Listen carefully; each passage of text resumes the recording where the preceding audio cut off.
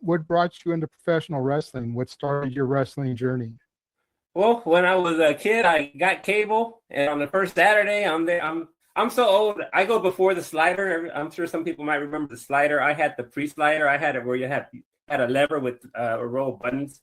So my first Saturday with cable, I'm hitting all the buttons, and I come across a guy with blonde hair kicking somebody's ass, and I hear this distinct voice saying, "That's why they call him Wildfire." And from that moment on, I've been hooked.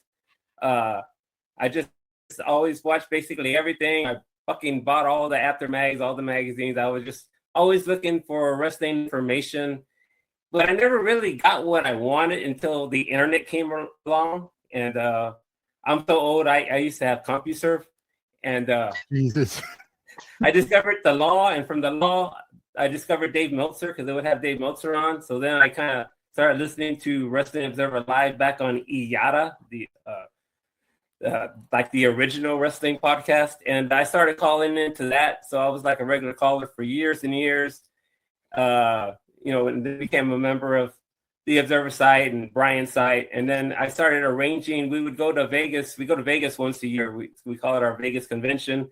And we would also all go to WrestleMania. We went to WrestleMania for like maybe 10 years straight.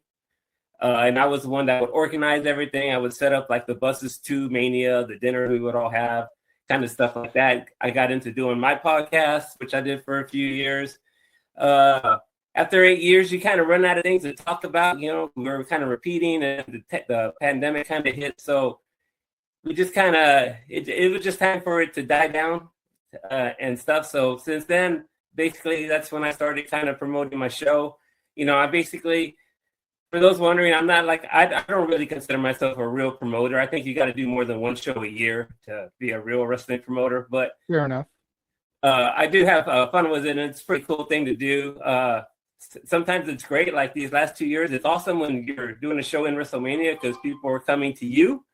Whereas 2 years ago, I had a show where I had 13 cancellations.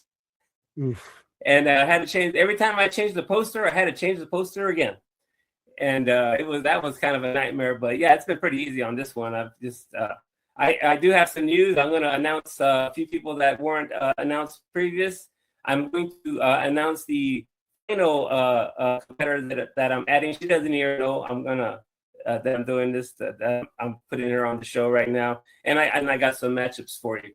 But yeah, for people who are familiar with the Wrestling Observer site, they would know who I am. And but if you're not, then you wouldn't know who I